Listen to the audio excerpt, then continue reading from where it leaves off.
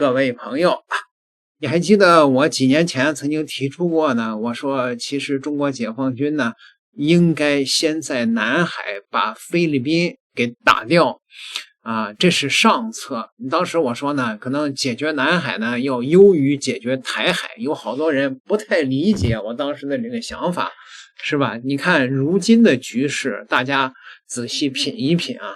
最近呢，美国的川普又tackle了这个叫停了对伊朗的进一步的打击。当然，原因是多方面的。有媒体猜测呢，说川普呢可能是觉得可能中国要在这个南海动手了，所以呢，他觉得不能再打伊朗了，打伊朗把自己的这个弹药都打光了，那你在那个南海。菲律宾那边、台湾那边，那就那个弹尽粮绝还行吗？所以说就叫停了。当然这只是一个猜测啊。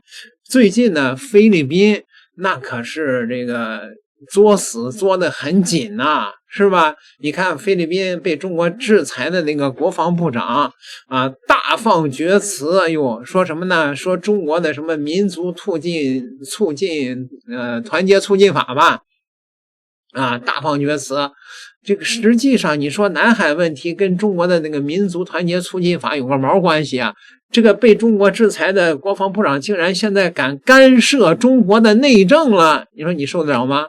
菲律宾这两天呢又画出了一个这个疆域图，把中国的黄岩岛都给画进去了，而且呢更为猖狂的是，人家公布了这个演习的区域，也把黄岩岛给包进去了。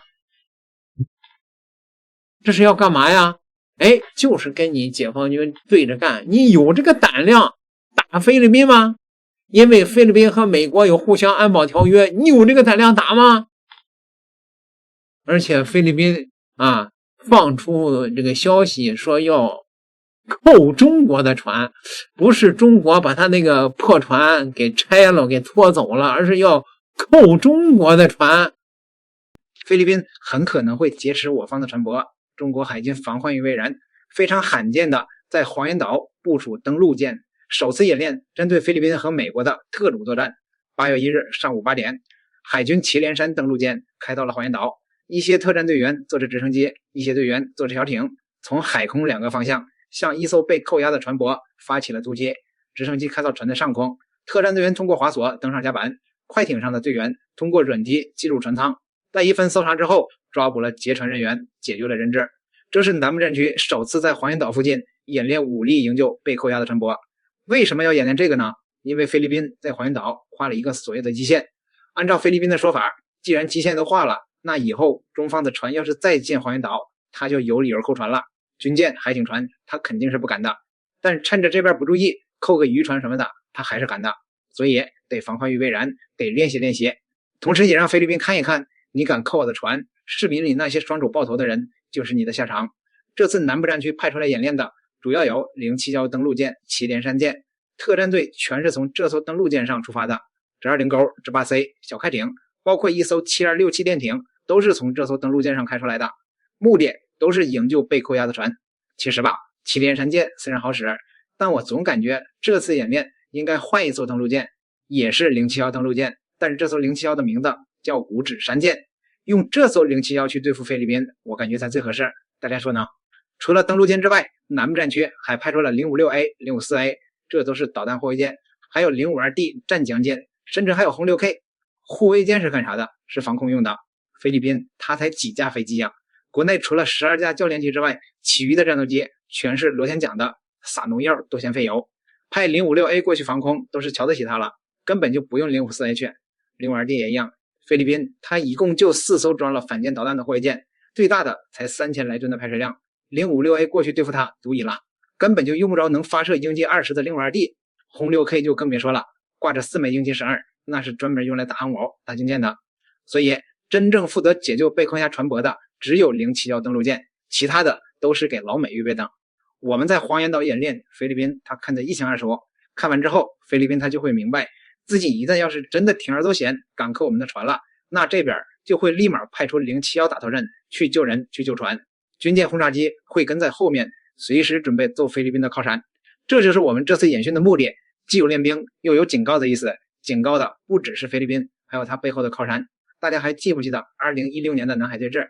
当时美国那边派出的是2个航母战斗群，咱们这边呢3大舰队主力齐出，准备拼命了。试想一下，如果当时美国再派出1到2艘航母去东海的话，我们当时给多被动。但是吧，机会给他了，他不珍惜，过了那个村就没那个店了。以10年时间为一个节点，再来看看最近菲律宾在黄岩岛周边搞事儿，其实这就是第2次南海对峙，只不过美国吵了半天才在南海传出来1个航母战斗群，而我们呢，别说3大舰队起出了，就连南海舰队也只是出来1/10，连05都没出1艘。这并不是瞧不起美军的华盛顿号航母，实在是现在的052D实在是太优秀了，052D也能隔着1000多公里攻击1艘航母，这你上哪说理去？在10年前3大舰队勉强逼退了美军的双航母，现在呢1艘052D就把这个活给干了。这就是这10年来我们海军的变化，强的已经难以想象了。为什么我们要变得这么强呢？因为南海，特别是黄岩岛，这里对我们实在是太重要了。看一看南海的这些小岛，虽然不少，但是南海它是很大的，这些岛在南海就是星星点点零零散散的。我画几条线，大家就知道黄岩岛与众不同的重要性了。先是从永兴岛到永暑岛，这条线800公里，从永暑岛到黄岩岛也是800公里，从黄岩岛到永兴岛600多公里，这3条线连成了一个大三角。看看这个三角，它正好控制了南海的正中心。现在永兴岛上有基地有机场，永暑岛上也有，就差黄岩岛了。这里要是建设了码头和机场，那就形成了一个控制南海最中心位置的铁三角了。几个航母战斗群来了，都只有挨揍。其实吧，还有一个地方不能落下，东沙群岛这个地方，这里要是也能建设的话，那就是一个平行4边形了。到那个时候，整个南海全都囊括进去了。以后我们的船再去南海比较偏远的岛巡逻的话，早上出门，晚上就能回到岛上，安安稳稳的睡个觉，再也不用长途跋涉了。希望那一天能早一点到来。那有的人说，不能先在南海动手啊，你先打台海啊，先把台湾给武统了以后再解决菲律宾啊。我从来给大伙说，我说解决台湾问题从来不是大陆和台湾之间的问题，而是和美国、日本、菲律宾啊，这都是分不开的，甚至包括西方的那些美国的走狗都是分不开的，对吗？如果是解决台湾问题，美国啊插手的话，那你想想菲律宾插不插手？菲律宾人家的国防部长都说了，我们不可能在这个台海冲突中保持中立啊，人家说要保卫台湾了，菲律宾说要保卫台湾，明白吗？啊，你想想啊，那日本插不插手啊？啊，如果是菲律宾都先上了，那人家美国、日本、菲律宾那不就一块来了吗？与其那个时候啊一块来的话，你就不如现在直接解决菲律宾，然后呢，台湾插不插手啊？人家菲律宾都说要保卫台湾了，台湾难道不保卫菲律宾吗？台湾到时候如果插手的话，那不正好吗？那可不是我先动的手吧，对吧？那台湾的反动派那就一并全消灭了呀！你们考虑考虑啊，你打台湾啊，日本、菲律宾啊，美国一块上，你现在打菲律宾，对吧？台湾没准不敢动手啊，就是美国、日本敢不敢上还两说着，对吗？是不是这道理啊，朋友们？如果台湾敢动手的话，那正好嘛，那不一并解决了吗？其实最终的战争结果是一样的。你说先解决哪一个？而且呢，这也对美国是一个极大的震慑。为什么呢？因为你想啊，如果中国的解放军啊直接远程就把菲律宾的那些基地都给扬了，把菲律宾的所有的全国的军事目标全给炸的是灰飞烟灭，那证明了解放军的实战能力啊！既然能把菲律宾全给扬了，那把你美国在亚洲的所有的基地扬了，那不在话下。